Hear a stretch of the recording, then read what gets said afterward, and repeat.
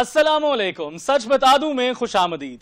समाजी राब्ते की website Twitter पर जारी करदा अपने एक बयान में मोहतरमा मरियम नवाज साहिबा का यह कहना था कि अनाड़ियों के खेल तमाशे की वजह से मुल्क को दुनिया भर में रुसवाई का सामना करना पड़ रहा है और यह कि पाकिस्तान ने ऐसे दिन कभी नहीं देखे थे। मरियम नवाज साहिबा, पाकिस्तान ऐसे बेशुमार दिन देख चुका है। पाकिस्तान ने वो भी दिन देखे कि जब पैनामा पेपर्स ने मुल्क में तीन बार बरसरे इक्तदार रहने वाले सियासतदानों और उनके खानदानों की करप्शन और बदउनवानी का भांडा बीच चौराहे फोड़ दिया। मरियम नवाज साहिबा, पाकिस्तान ने ऐसे दिन तब भी देखे जब तख्ते इस्लामाबाद पर बिराजमान उस वक्त के वजीर आजम बनफ्से नफीस मुत्तहिदा अरब अमारात की एक फर्म के मुलाजिम निकल आए।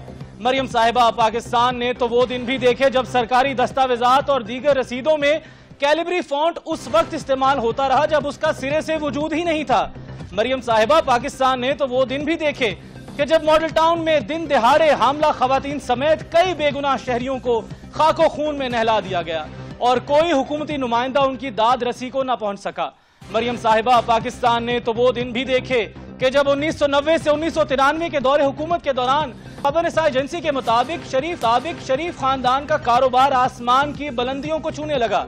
पाकिस्तान ने वो दिन भी देखे कि जब हुक्मरान जमात ही के बड़ों के ब्रिटिश वर्जिन आइलैंड्स में गुमनाम कंपनियां निकल आईं। पाकिस्तान ने तो वो दिन भी देखे जब अल अजीजिया रेफरेंस में 3 बार वजीर आजम रहने वाले जनाब नवाज शरीफ साहब को $25 मिलियन जुर्माने की सजा सुनाई गई।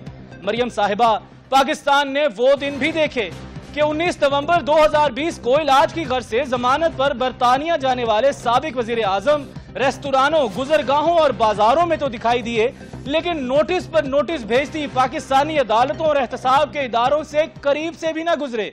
और पाकिस्तान ने तो वो दिन भी देखे कि जब पाकिस्तानी सियासत के बड़े बड़े बुर्ज जो कल एक दूसरे को कराची, लाहौर और लाड़काना की सड़कों पर घसीटने के दावे कर रहे थे, उन्हीं से बगलगीर हुए और ईवान इक्तदार को हिलाने की बातें करने लगे। मरियम नवाज साहिबा ने बिल्कुल दुरुस्त फरमाया, पाकिस्तान ने ऐसे दिन कभी नहीं देखे थे। कल एक दूसरे को चोर चोर कहने वाले आज शाना बशाना खड़े शहर शहर जलसे करते दिखाई दे रहे हैं। कल एहतसाब का नारा लगाने वाले आज उसी एहतसाब को इंतकाम कहकर बुलाते हैं। कल अदालतों की आला ज़र्फी और शफाफियत के अलंबरदार रहने वाले आज उन्हीं अदालतों पर सवालात उठा रहे हैं।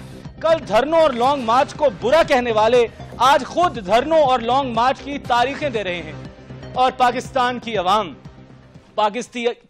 की अवाम अंगुश्त बदंदा है कि ये सब क्या है और क्यों है। पाकिस्तान के इस सियासी गोरख धंधे का सच बता दूं, सच तो ये है कि पीपल्स पार्टी और नून लीग का ये पहला इत्तेहाद नहीं है। इससे कबल भी साबिक सदर जनरल परवेज मुशर्रफ के खिलाफ MRD और फिर मिसाके जमहूरियत के बाद दोनों जमातें एक प्लेटफॉर्म पर नजर आईं और साल 2008 में मखलूत हुकूमत भी बनाई गई। ताहम ये इत्तेहाद ज्यादा अरसा नहीं चल सका और जल्द ही दोनों जमातें अलहदा हो गई। अब तीसरी दफा नून लीग और पीपल्स पार्टी तहरीक इंसाफ के खिलाफ मुतहारब हुई हैं। अगरचे दोनों जमातों का वक्ती मौक़िफ़ यकसा है, लेकिन फिर भी दोनों के दरमियान इख्तलाफ की खबरें आती रहती हैं। तज्जियाकारों का यह भी कहना है कि चूंकि दोनों जमातें ही रिलीफ लेना चाहती हैं, लिहाजा अवामी ताकत के लिए एक दूसरे से मशरूत है। लेकिन सवाल यह है कि क्या इमरान खान साहब का यह कहना दुरुस्त था कि दोनों जमातों ने मुकमुका कर रखा है और बारियां लगा रखी हैं।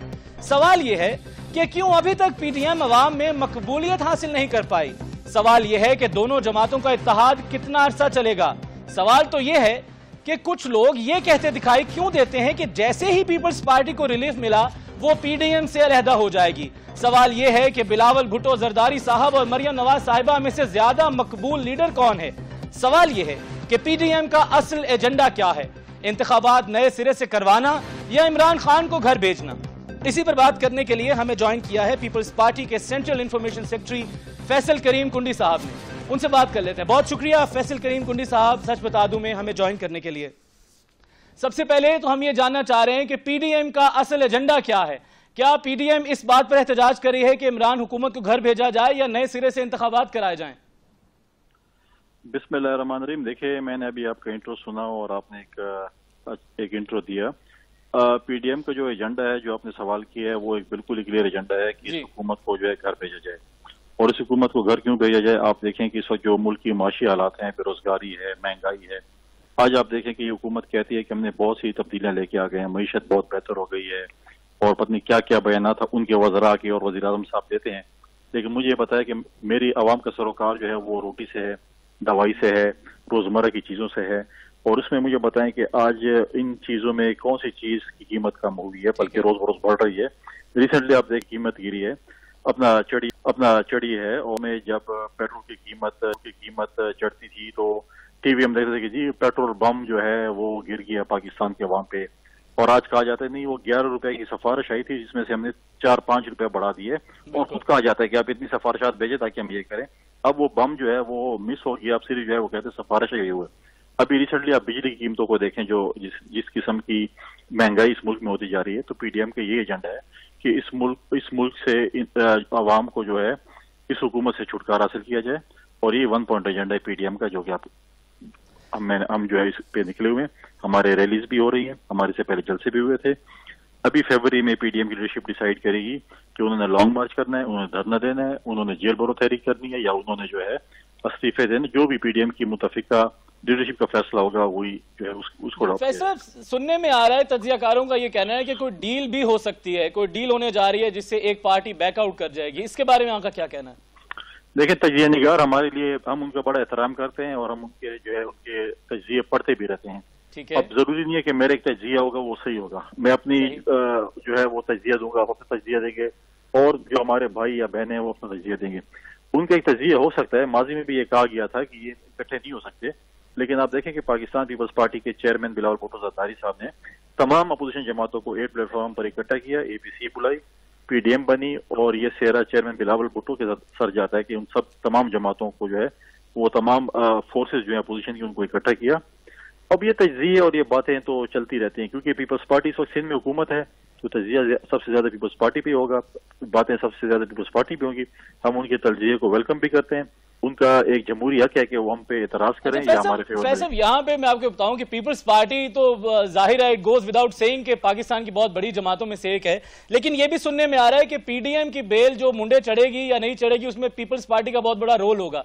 कहा यह जा रहा है कि पीपल्स पार्टी जब तक इसके साथ एसोसिएटेड है तो पीडीएम की बात आगे नहीं बढ़ेगी। देखो, ये तो इफ एंड बट की आप बात कर रहे हैं कि अगर ऐसे हुआ तो ऐसे होगा, ऐसे हुआ तो देखें, पीपल्स पार्टी एक बिल्कुल पाकिस्तान की बड़ी जमात है, उसके साथ बाकी मुस्लिम लीग नून भी है, बाकी जमातें भी हमारे पीडीएम का हिस्सा हैं। इस वक्त 10 जमातों का हम जो है वो अपोजिशन जो है जमातों का जो है हम इत्तेहाद है, और ये तो एक बात है कि जी जब तक ये है तो ये कौन सा आप कह रहे हैं कि जब ये यहाँ पर होगी तो ये चीज नहीं होगी।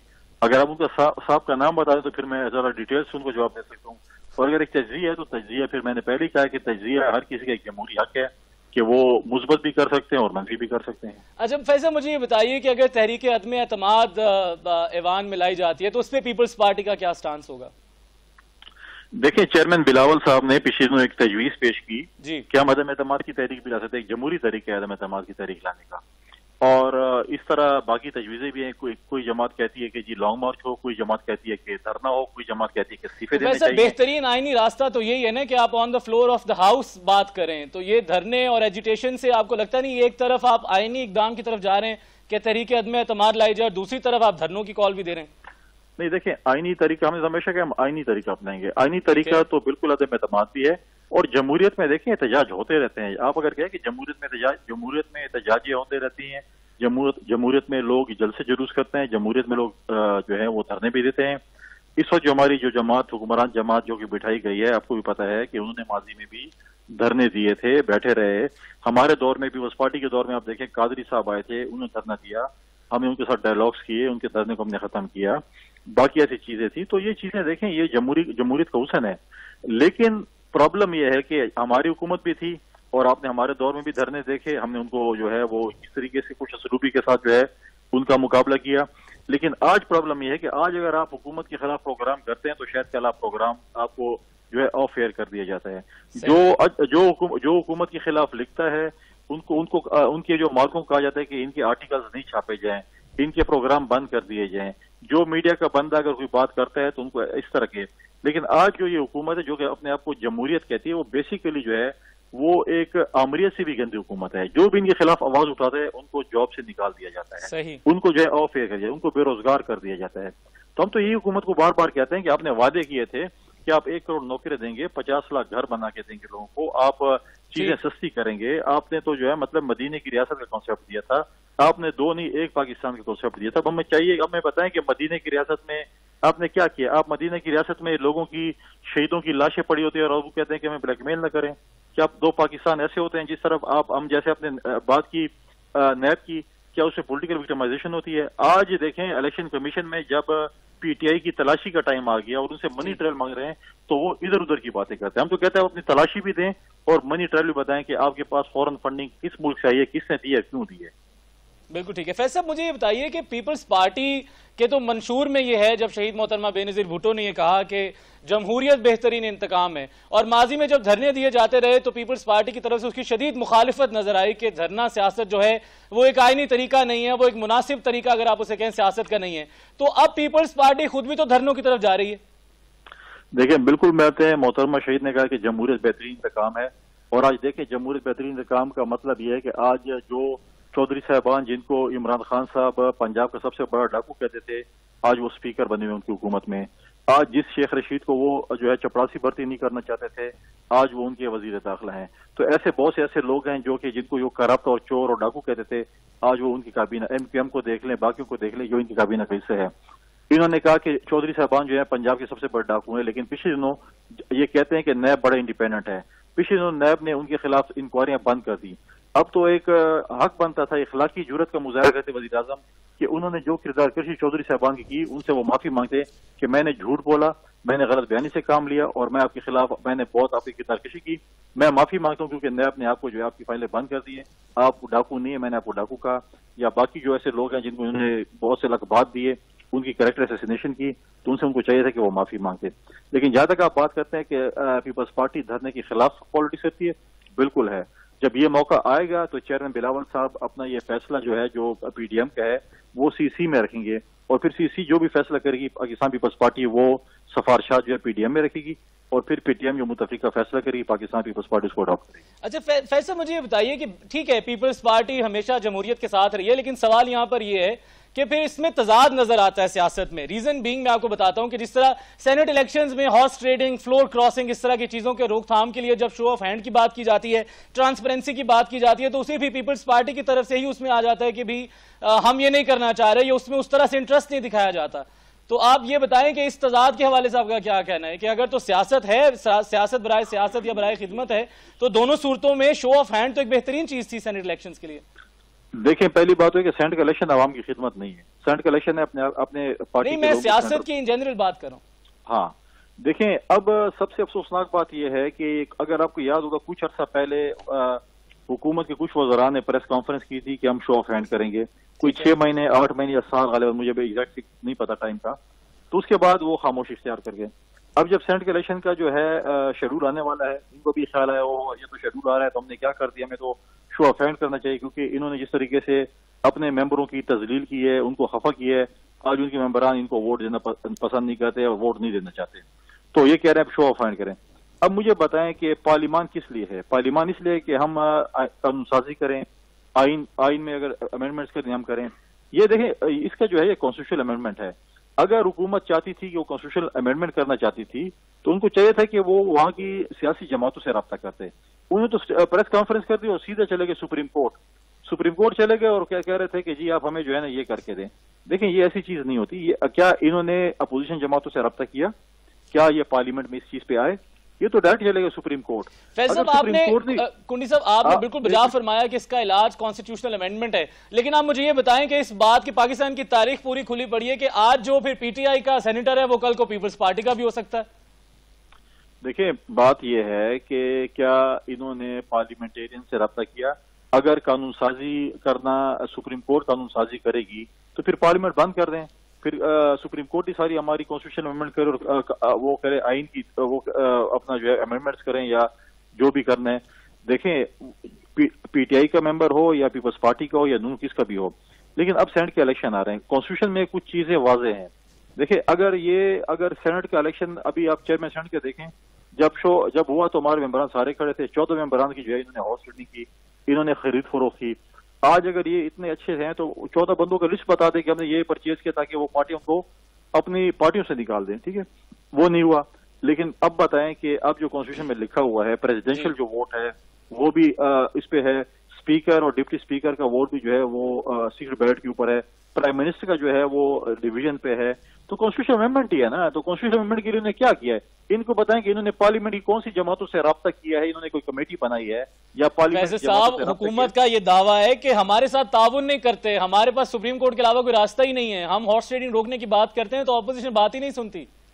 بھائی جان آپ بھی اس میڈیا میں کام کرتے ہیں، کیا انہوں نے کوئی کمیٹی بنائی ہے؟ کیا انہوں نے اپوزیشن سے رابطہ کیا ہے؟ سوال تو یہ ہے.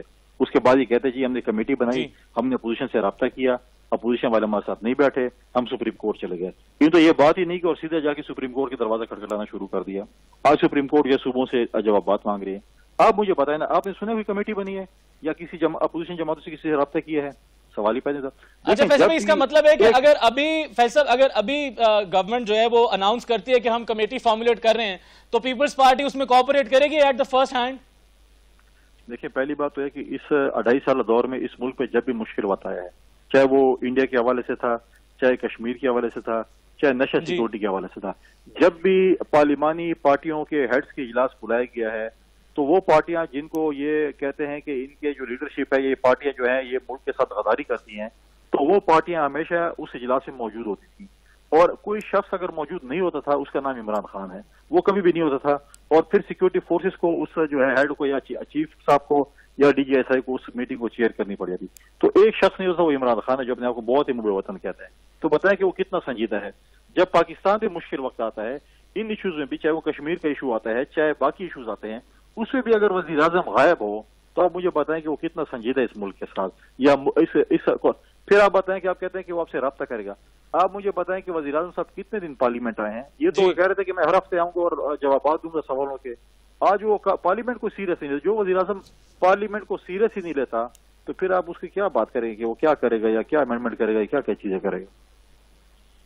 آپ فیصل بالکل ٹھیک کہہ رہے ہیں، لیکن بات تھوڑی آگے چلے گی. ہم واپس پی ڈی ایم کی طرف آتے ہیں. آپ ہمیں یہ بتائیے کہ پی ڈی ایم کا اب اگلا قدم کیا ہے؟ What is the next step? آپ کیا لایا ہے عمل ہے؟ لانگ مارچ کی طرف امیڈیٹلی جائیں گے، دھرنوں کی طرف جائیں گے؟ آپ کیا پریڈکٹ کرتے ہیں؟ دیکھیے پی ڈی ایم کے جو ریلیز ہیں، جو اپنے جو انہوں نے دیے ہوئے ہیں شیڈول کے مطابق جو ہوں گے، 2 ری شیڈول ہوئے کیونکہ فوگ کی وجہ سے ہو گئے تھے، وہ ری شیڈول ہیں. جب وہ ختم ہوں گے اس کے بعد پی ڈی ایم کی لیڈرشپ کی میٹنگ ہوگی. جیسی پی ڈی ایم کی لیڈرشپ کی میٹنگ ہوگی، جو بھی متفقہ فیصلہ کریں گے، چاہے وہ لانگ مارچ کا ہوگا، چاہے دھرنے کا ہوگا جیسے میں نے پہلے کہا، چاہے جیل بھرو تحریک کا ہوگا، چاہے عدم اعتماد کا ہوگا، چاہے استعفا ہوگا، وہ متفقہ فیصلہ ہوگا، اس کو پی ڈی ایم کی تمام جماعتیں فالو کریں گی. صحیح. مجھے بتائیے فیض صاحب کہ ایک تھوڑا لائٹ سا کویسچن ہے آپ سے پوچھنا میرا اس لیے بنتا ہے کہ you are the very relevant person. مجھے بتائیں کہ پی ڈی ایم کے پلیٹ فارم سے مریم نواز زیادہ مقبول لیڈر ہیں کہ بلاول بھٹو زرداری صاحب؟ دیکھیں ہر پارٹی کے لیڈر کا اپنا ایک وہ ہے. اگر آپ مطلب میں پیپلز پارٹی کا ہوں تو ڈیفینیٹلی میں کہوں گا کہ بلاول بھٹو زرداری سب سے مقبول ہیں. نون والے کہیں گے کہ جی مریم نواز صاحبہ ہیں، جمعیت والے کہیں گے مولانا صاحب ہیں، جس جماعت کو بھی کہیں گے وہ اپنی لیڈرشپ ہے. یہ جو پی ڈی ایم بنی ہے تحریک، وہ حکومت کے خلاف ایک تحریک بنی ہے. یہ جماعتیں جو ہیں وہ ایک پیج پر بھی ہیں اور ایک سٹیج پر بھی ہیں. ہر کسی کی مقبولیت جو ہے وہ ہر پارٹی کا لیڈر، ہر پارٹی کا ورکر کہے گا کہ میرا لیڈر مقبول ہے. تو ڈیفینیٹلی جو ہے میں کہوں گا کہ بلاول صاحب مقبول ہیں. نون والے کہیں گے کہ جی مریم نواز صاحبہ مقبول ہے، باقی جماعت کی باقی وہ مقبول ہے. یہ تو ہر کسی پارٹی کا جو ہے ہر پارٹی کا ورکر کہتا ہے کہ میرا لیڈر جو سب سے زیادہ مقبول ہے. جی بہت شکریہ. ہمارے ساتھ موجود رہے فیصل کریم کنڈی صاحب جو کہ سینٹرل انفارمیشن سیکرٹری ہیں پاکستان پیپلز پارٹی کو اور پی ڈی ایم کے اہم میں شامل ہوتے ہیں. یہاں پر دیکھنا یہ ہے کہ یہ پی ڈی ایم کا اتحاد حکومت کی بنیادیں ہلا پائے گا یا ماضی کی طرح بنائے جانے والے اتحادوں کی طرح یہ اتحاد بھی اپنے اپنے ریلیف اور اپنے اپنے فائدے کے بعد داخل دفتر ہو جائے گا. یہاں پر لیتے ہیں ایک بریک اور بریک کے بعد دوبارہ حاضر ہوتے ہیں.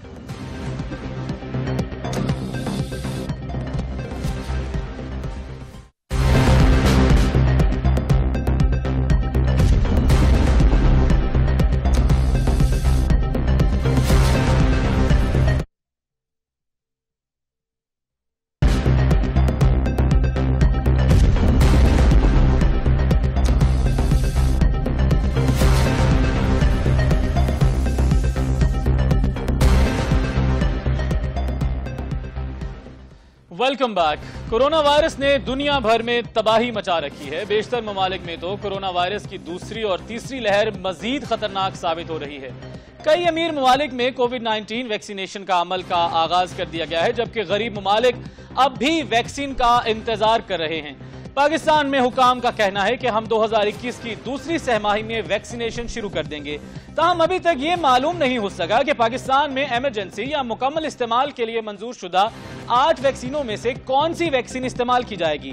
ابھی تک مجموعی طور پر پاکستان میں 11,000 سے زائد افراد کورونا کے ہاتھوں زندگی کی بازی ہار چکے ہیں، اور اس مہلک وائرس سے مرنے والوں کی مجموعی تعداد 21 لاکھ سے زائد ہو چکی ہے۔ پاکستان میں پچھلے 24 گھنٹوں میں کورونا وائرس کے 1927 نئے مریض سامنے آئے اور 43 اموات واقع ہوئیں۔ دنیا کے بیشتر ممالک میں ویکسینیشن کا عمل جاری ہے، تاہم پاکستان آبادی کے بڑے حصے کے لیے ابھی تک ویکسینیشن کا بندوبست نہیں کر پایا۔ دنیا بھر میں اگر ویکسینیشن کی بات کی جائے تو اس وقت اسرائیل سب سے آگے ہے، جہاں 35% آبادی کو کورونا کی ویکسینیشن کی جا چکی ہے۔ اس کے بعد متحدہ عرب امارات کا نمبر ہے، جہاں تقریباً 21% آبادی کو ویکسینیشن لگائی جا چکی ہے۔ یہاں قابل غور بات یہ ہے کہ پاکستان اس فہرست میں سب سے نچلے درجوں پر ہے۔ امریکہ میں سب سے زیادہ 1,60,00,000 افراد کو ویکسین لگائی جا چکی ہے، جبکہ چین میں 1.5 کروڑ افراد کی ویکسینیشن مکمل کی جا چکی ہے۔ دنیا بھر میں جہاں بھی ویکسین لگانے کا عمل جاری ہے، وہاں ہیلتھ کیئر کے عملے بوڑھے اور کمزور قوت مدافعت رکھنے والے افراد کو ترجیح دی جا رہی ہے۔ سچ تو یہ ہے کہ دنیا بھر میں ویکسین اور ادویات کی تیاری سے لے کر ان کے ٹرائلز مکمل ہونے اور مارکیٹ میں آنے تک کئی سال لگ جاتے ہیں، تاہم کورونا وائرس کے ہنگامی حالات کے باعث یہ سارا عمل بے حد تیزی کے ساتھ مکمل کیا گیا۔ مہینوں اور سالوں پر محیط ٹرائلز کو ہفتوں تک محدود کیا گیا، جس کے نتیجے میں ابھی بھی مارکیٹ میں دستیاب ویکسینز 95% تک کارآمد ہیں۔ اعداد و شمار کے مطابق اس وقت 9 مختلف ویکسینز کی کوئی نہ کوئی ریگولیٹری اتھارٹی سے منظوری حاصل کی جا چکی ہے۔ ان ویکسینز میں فائزر، موڈرنا، سینوفارم، آکسفورڈ ایسٹرازینیکا اور سپوتنک شامل ہیں۔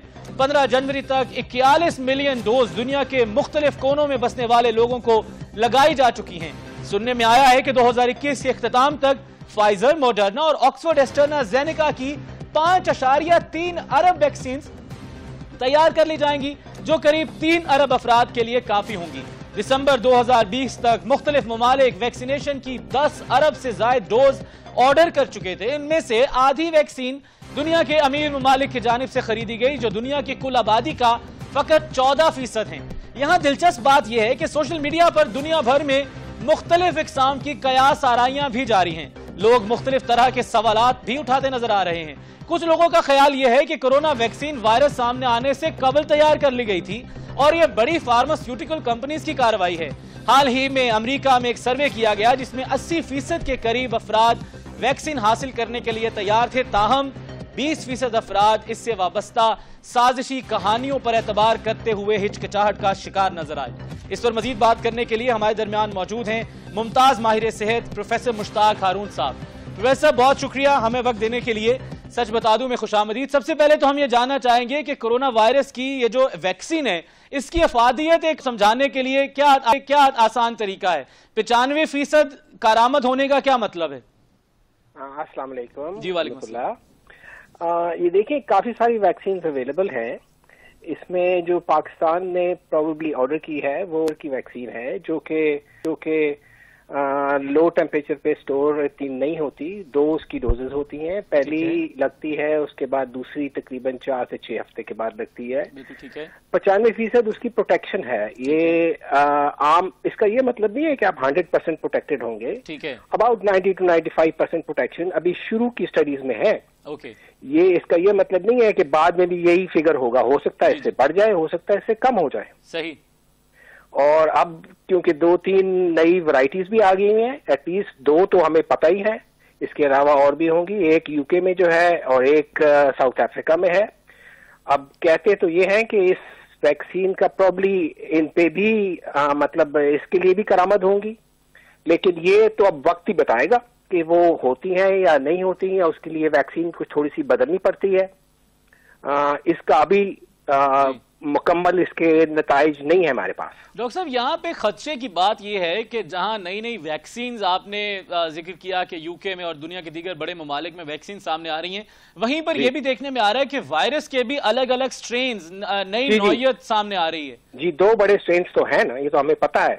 اور وہ جو نیا سٹرین جو یو کے میں ہے وہ ایٹ لیسٹ اس اسٹرین سے 50 to 70% زیادہ انفیکشس ہے, یعنی کہ جلدی سے انفیکشن کر دیتا ہے. اب کیا وہ زیادہ مولک بھی ہے اس کا ابھی کیونکہ ابھی آیا ہے اتنا, اس کا متعلق پتہ نہیں ہے. پروبیبلی وہ اتنا مولک نہیں جتنا یہ ہے, لیکن یہ وقت بتائے گا. ٹھیک. اور ڈاکٹر صاحب مجھے تھوڑا یہ بتائیے کہ آپ چونکہ ماشاءاللہ اس پہ بڑی ریسرچ اور گرفت رکھتے ہیں اس مضمون پہ, یہ جو قیاس آرائیاں سننے میں آ رہی ہیں کہ ویکسین سے الگ الگ ریئیکشنز ہو جاتے ہیں, اس حوالے سے آپ کا کیا کہنا ہے کہ پبلک کو کتنا ان پہ یقین رکھنا چاہیے؟ دیکھیں ویکسین تو پروبلی لگانی ہی پڑے گی, کیونکہ دیکھیں دنیا میں اتنا زیادہ پھیل رہا ہے, ویکسین تو تھوڑا سا سائیڈ ایفیکٹس تو اس کے ہوتے ہیں. اب جس میں بخار ہو جانا, سر درد ہو جانا, پیٹ میں تھوڑا سا پرابلم ہونا, انجیکشن سائٹ پہ تھوڑا سا ریئیکشن ہونا, الرجی ہونا, یہ ہر ویکسین سے ہو سکتا ہے. ابھی ریسنٹلی ناروے میں ایک خبر آئی تھی کہ وہاں ایلڈرلی پیشنٹس کو جن کی عمر 80 سال سے زیادہ تھی, جن کو بیماریاں بھی کافی تھیں, ان میں سے 24 لوگ ویکسین سے مر گئے تھے. اچھا. ٹھیک ہے, ہاں ان میں سے وہ لوگ بھی شامل تھے جن کو کینسر کی بیماریاں اور باقی بھی تھیں. اب کیا وہ صرف ویکسین کی وجہ سے مرے, کیا وہ اس لیے فوت ہوئے کہ وہ بہت زیادہ فریل تھے اور بہت زیادہ بیمار تھے؟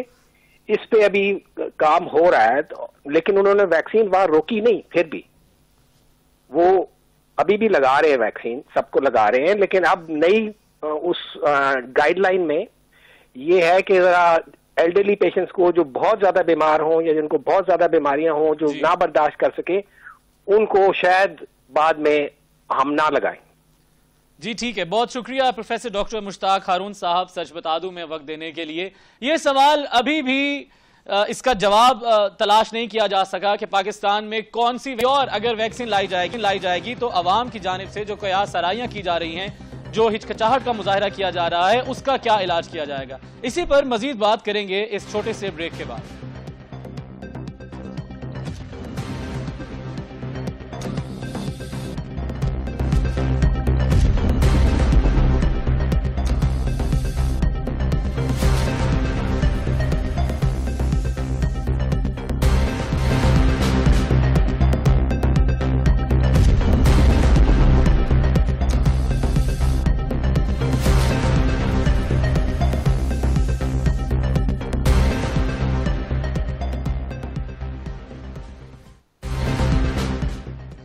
Welcome back. بریک سے پہلے بات جاری تھی کورونا وائرس کی افادیت, موجودگی اور اس سے جڑی قیاس آرائیوں پر.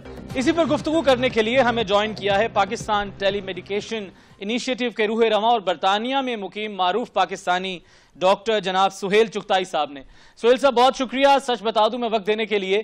ہم جاننا یہ چاہ رہے ہیں کہ کورونا وائرس سے جو جڑی ویکسینز بہت ساری مارکیٹ میں, آن لائن اور سوشل میڈیا پر عوام کو دیکھنے میں ملتی ہیں, ان کی افادیت کتنی ہے اور ان سے جڑی جو قیاس آرائیاں کی جا رہی ہیں جس کی وجہ سے لوگ ہچکچا رہے ہیں اور ویکسین لگوانے نہیں جا رہے, اس حوالے سے آپ کا کیا کہنا ہے؟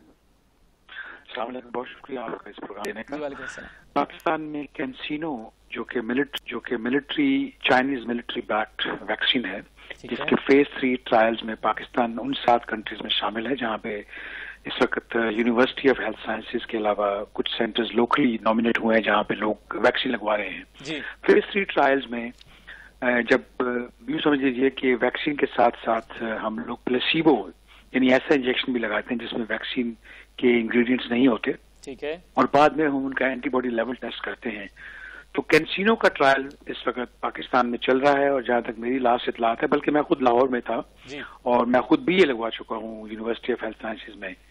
پچھلے ہفتے کی 3 دن کی بات ہے یہ. تو 18 سے 20 ہزار لوگ اس کو لگوا چکے ہیں اور ان کے انشاءاللہ بائی مڈ فیبروری اگر یہ ویکسین کے ٹرائلز کے اندر کوئی سکسیس ہوتی ہے جو کہ نظر آ رہی ہے تو موسٹ لائکلی پاکستان میں کینسینو ویکسین اویلیبل ہوگی. اس کے علاوہ جو اس وقت جو اور ایک اچھی آپشن ہمارے پاس ہے وہ ہے ایسٹرازینیکا, آکسفورڈ ایسٹرازینیکا, جو کہ انگلینڈ میں 5.6 ملین لوگوں کو لگ چکی ہے. اور یہ ویکسین کا سب سے بڑا ایڈوانٹیج کیا ہے کہ اس کا جو سٹورنگ ٹیمپریچر ہے, اس کی مینٹیننس وہ فریج ٹیمپریچر کے اوپر ہے. دیٹ مینس کہ اگر یہاں سے آپ نے سکھر ویکسین بھیجنی ہے تو سکھر میں ضروری نہیں ہے کہ جس بندے کے پاس ایک تو ٹرانسپورٹ لے کے جانا آسان ہے, اور اگر اس بندے نے اسٹور کرنی ہے میڈیکل اسٹور نے یا اس سرجری نے یا اس ہاسپٹل نے, تو ان کے پاس کوئی اسپیشل فیسلٹیز نہیں چاہیے. بالکل. اور اس کے برعکس وہ جو فائزر کی ویکسین ہے اس کے بارے میں سننے آتا رہا کہ اس کے لیے ایک بہت زیادہ -50 کے قریب سیلسیس ہونا چاہیے. -50 ہونی چاہیے, پلس وہ ایکسپینسو ہے, بہت زیادہ ایکسپینسو ہے. اگر یہ ویکسین $3.5 کی ہے ایسٹرازینیکا, تو وہ ویکسین $28 سے شروع ہوتی ہے اس کی پرائس. جی صحیح. ڈاکٹر صاحب یہ بتائیے کہ اس حوالے سے جو یہ جو کانسپریسی تھیوریز ہیں, آپ انہیں سازشی کہانیاں کہہ لیں, آپ انہیں قیاس آرائیاں کہہ لیں, تو اس حوالے سے آپ کا کیا کہنا ہے, ان میں کتنی سچائی ہے؟ دیکھیے یہ ایک بہت بڑا چیلنج ہے, اور اس کی ایک وجہ سوشل میڈیا ہے.